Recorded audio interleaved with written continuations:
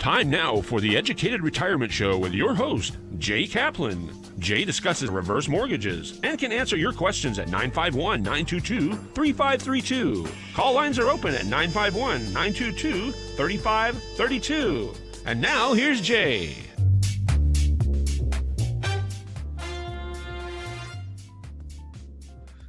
Well, good afternoon, everyone. This nice Friday afternoon. Just getting a little bit before Christmas here. I guess next Friday's Christmas. Is that correct? I think so. Yes, it is. Yes, it is. And guess what? That was you just heard. No, hear it. Maybe I only heard him. But he and I will both be working here on. So, welcome to the Educated Radio here on KMET 1490 AM, where we contemplate retirement, whether it's here or whether it's coming, and how to prepare for it, how to best stay successfully retired. Please give me a call, email, or visit, because we're not going to talk much about my business here today. Dr. Heckham.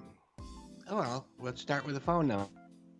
866-955-2233, 866-955-2233. Don't you think you should at least talk to a nice guy like me and something? Although, the Inland Empire is, when you take in the entire United States, this is the area that has most saturation of reverse mortgages, hiccups, as it were. So we do have a lot of educated retirees, people who are somewhat, if not highly sophisticated and understand finance. But we're not going to talk too much about that. But that means that many of your neighbors already have one. So anyway, take a look at the site, drheckham.com or theeducatedretirement.com, and take a look at all the shows that are down there. On the front page, you'll see the link to the YouTube channel, and I'll have every show up there by the end of the weekend, and we're pretty close to that anyway. And why would 866-955-2233? Because knowledge is power. And my day job is as a loan officer. I don't sell real estate. A loan officer who only does and specializes in these loans at the loan source. My NMLS number is 384565, Department of Real Estate 792630. And today is National Bake Cookies Day. So bake some cookies and eat them yourself. It's also National Flake Appreciation Day. And of course, first thing came to my mind was, somebody has a day to appreciate flakes like me. But that's not really what it's all about. It's kind of like when you go to a restaurant and see jerk chicken on the menu. First thing I think about is, somebody made chicken especially for me. But it's really about snowflakes. And it was started by a photographer, Wilson A. Bentley, called the Snowflake Man. In 1885, at the age of 19, he combined his microscope. I don't know about you guys, but I remember when I was a little kid, I was given a microscope to play with. Anyway, he combined that microscope with his camera and became a pioneer in I was bragging. It was easy for me to say, but right now it isn't. Micrography. Yeah, you understand. So he donated 500 photographs to the Smithsonian, and it's because of him and his photography that we discovered that no two snowflakes are alike. Something I was brought up to understand and know, but now I know why. One more special day today, and I really thought I was going to get to wear one, but that hasn't happened. Wear a plunger on your head day. Yes, it is Wear a Plunger on Your Head Day, and I don't have anything more to say about that, so we'll leave it there. And we here do believe in challenging the status quo. Families and people who listen, part of the show, need to be active, not reactive. And we'll get straight into birthdays. It is Steven Spielberg's birthday, and he popped into this world same time I did. Oh, wait a minute. I need my Spielberg outfit. Can I do that with my earphones on? Let's make sure we undo all of this so I can do that. I think we can kind of do that for the Spielberg section. So anyway, he was born in 1946, director of over 30 films. I would have thought that was probably more than that. He kind of takes his work as a real job, and he just continues knocking them out. And in 1985, he fulfilled the requirements for the Boy Scout Photography Merit Badge with an 8mm, 9-minute movie called The Last Gunfight.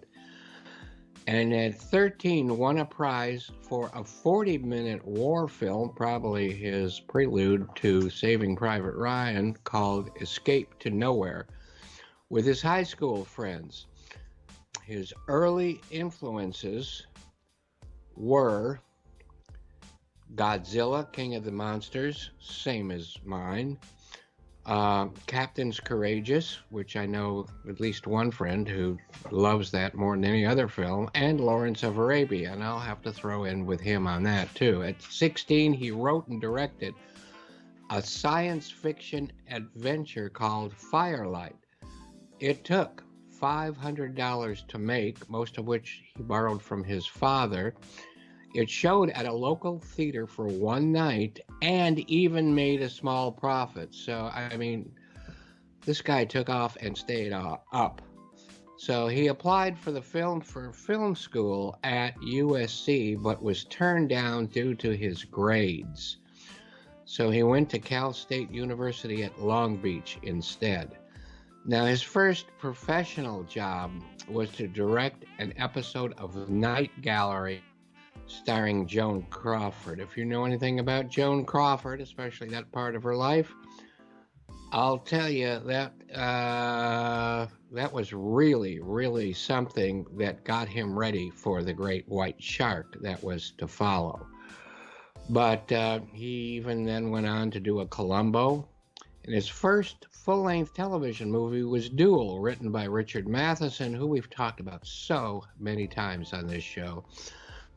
Of the list of movies, we'll start back with Sugarland Express was his first theatrical release. And then Jaws, which was my first real exposure to him. Remember, I mean, I'm showing this in the Laserdisc Deluxe version. Just like records, there's so many extras and things you can get it just because of the size, but so be it. Those things aren't around anymore. I think I can take off my great white. Well, I want to make sure you can see it. My Jaws. Shark! Okay. Anyway, Jaws was my first real exposure to him. Close Encounters of the Third Kind came not that far past.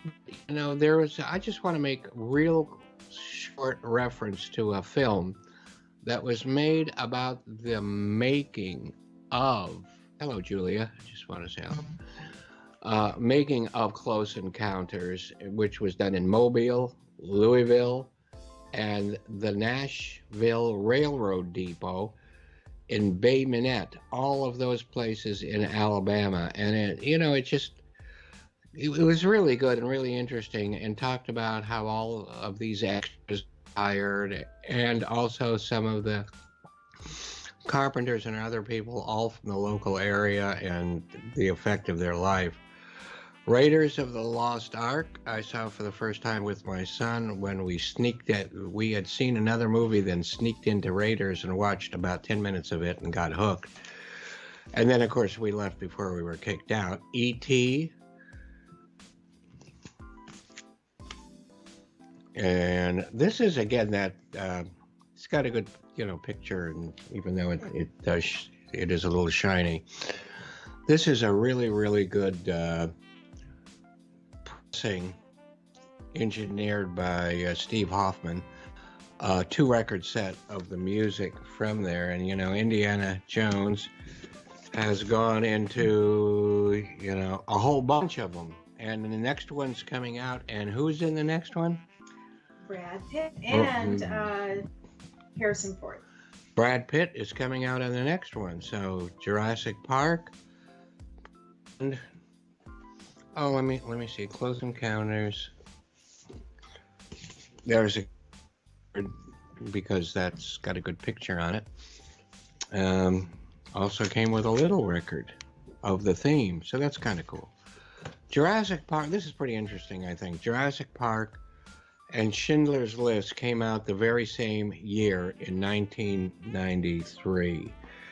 And Universal balked at Spielberg wanting to do such a long black and white movie as Schindler's List, and made him a deal. And that deal was to, Michael Siegel, hello.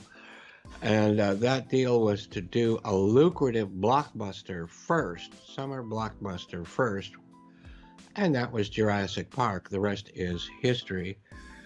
Also another record album cover, but I guess that was like, the very first time that that much computer generation was not in Schindler's List, in Jurassic Park. But as far as Schindler's List, for which he refused to be paid and used the profits he would have received to found the USC Shoah, SHOAH Foundation, just to give a quick look at that. So I guess he told them at USC. He came back and got him. But, that was established in 1994 to remember and to honor the survivors of the Holocaust by collecting personal recollections, and you heard some of those in Schindler's List, with audio and video interviews. And I was looking up some things, and there was one line that popped up. I don't even know who said it, but I think it's pretty timely. Came out of that foundation. When hate goes unchecked, it becomes accepted. Just something to think about. So Spielberg thought that he was not the right director for the job, and Schindler's List, and he asked Roman Polanski, who is a Holocaust survivor, and Polanski himself was a Holocaust survivor whose mother was killed in Auschwitz. Polanski, I think, would have done a good job myself. I love most of the Polanski stuff I've seen. Polanski turned it down to make his own Holocaust film, The Pianist, which earned him the Best Oscar for Direction in 2003. Sidney Pollack was also asked and also passed. But Martin Scorsese said yes, and I'm kind of thinking about what kind of movie Martin Scorsese would have turned that into. And again, I think it would have been a good one. But then Spielberg decided he was ready, and what a great film that is. What great music, what great everything that is. So there. I thought some interesting points about that film. Then he turned to War of the Worlds. Nah, not then, but just some more. There's War of the Worlds. And this is not my favorite rendition of War of the Worlds. I still got to say the original one with Barry, what's his name? Gene Barry, which we just got a Criterion version of that. So I remember when we first got that version, it was pretty neat. And then they came out with ones that they got more resolution on, and you could see all the wires and strings pulling the what do you call it? The spaceships around, flying saucers. But now they've done it in 4K and Blu-ray, and you can't see those anymore. So good for them. There was Minority Report.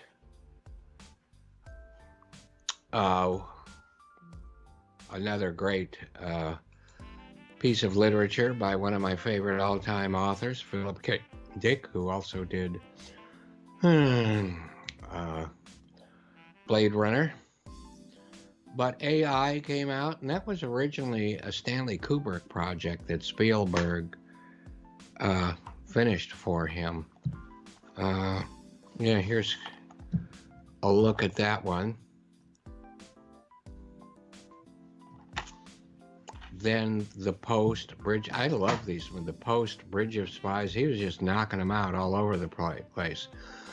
Ready Player One. Now, I really, really enjoyed Ready Player One. And in that, it kind of lets you know, hey, if you don't have this kind of culture, forget it. Because if you did not know what Godzilla would do in a specific situation or how to use Atari, you were not qualified to be able to save our world. So that was pretty cool, I thought. So let me just remind you real quick that you are listening to The Educated Retirement here on 1490 KMET AM, the Mighty Met.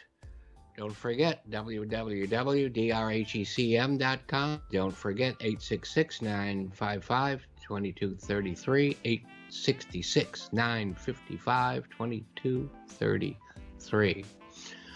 Also, on today is another guy that we all kind of know, and that would be Brad Pitt, who jumped into here in 1963, a little bit younger than Stephen or myself.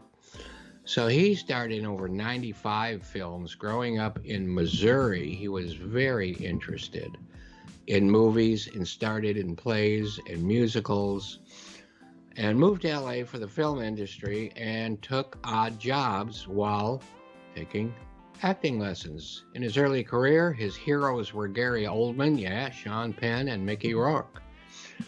And I'm not sure about Mickey Rourke, but I know that he did play with Sean Penn and Gary Oldman in a couple of different things. He starred in uncredited roles to start with, such as No Way Out. I remember that.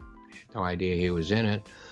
And then starred in TV soaps and sitcoms, graduating to TV movies. He won numerous awards, including the Best Supporting Actor for Once Upon a Time in Hollywood, which, as you've heard me before, I didn't appreciate that much, but his role was very good. And another, what's that? And thank you. And he won another award for 7 Years a Slave. So don't get that mixed up with the movie Seven. And I really remember his performance in 12 Monkeys, another great Terry Gilliam film, which here's one of those deluxe box sets with so much going on. And anyway, I love Terry Gilliam. I love that film. And I really loved Brad Pitt's performance in it. And there was Thelma and Louise, which was his first major role. I didn't realize that. 7 years in Tibet, not as a slave. Great music in there, by the way. Tree of Life, a great film by Terrence Malick, who we talked about just a little bit before. And he played with Sean Penn in that. And then Seven, Fight Club. Here's the thing on the Tree of Life. I love this film. If you haven't seen it, see it. Fight Club, Interview with a Vampire. I'm moving right along here because we're running down on some time. And Fight Club is another one. And of course, this one, which I got somewhere, but I don't remember where it went. But by the way, if you ever have a chance to read the book, outstanding. Other than that, we are going to let NASA Nelly give us a quick run through of the Rendlesham Forest event. And then we've got a great really a great guest coming on. But before I go, The Two Towers also came out on this day in 2002. Avatar was released in 2009. And it's time for NASA Nellie, who just landed. You could hear her train pull in. Take it away, NASA Nellie. Date. It all started on December 26, 1980. The place, Royal Air Force Woodbridge, U.S. and British military base combined in Suffolk, England. Maybe you were still watching movies like The Shining or The Fog after Christmas in 1980, but in the Rendlesham Forest, several U.S. Air Force personnel, including Base Commander Lieutenant Colonel Charles Halt, were watching something entirely different. What they saw turned out to be one of the most famous UFO incidents in the United Kingdom. After daybreak, a glowing object, metallic and triangular in appearance, with colored lights, moved through the trees. To the amazement of the military, they originally thought it could have been a downed aircraft as it dropped out of sight. The men returned to that area and found the burn marks and broken branches on nearby trees and impressions in the dirt. That night, it appeared a second time, resembling an eye as it moved through the trees, dodging the men, throwing off glowing particles that broke up into 5 separate objects, green and blue in color, and even beamed down a stream of light at the feet of the men, all just suddenly disappearing. A fascinating, complete report was left on tape by Halt during the entire sighting, in his own words, in real time. There were several additional witnesses, including Sergeant Jim Peniston, one of the first responders who claimed he not only saw the object, but even touched the surface. He recorded the entire encounter in his notebook, including drawings of the craft. At the time of the sighting, he claimed, "No sound, no air disturbance, takeoff, unknown speed, impossible." John Burroughs, another military witness, along with Jim, authored books about this remarkable occurrence, along with journalist Nick Pope, who was employed by the British government Ministry of Defense, responsible for investigating UFO sightings to determine challenges to security. There have been not only books, but films, TV interviews, and training lectures highlighting the strange sighting, as well as debunking articles. It is also still considered to be the best documented UFO encounter to this day. So there. And with that, do not go away. We'll be right back. Need to rush off here because we've got a great guest in Glenn coming on. I want to make sure he gets all of his time. Take care of yourself for this next few minutes, and see you back real soon. Bye-bye.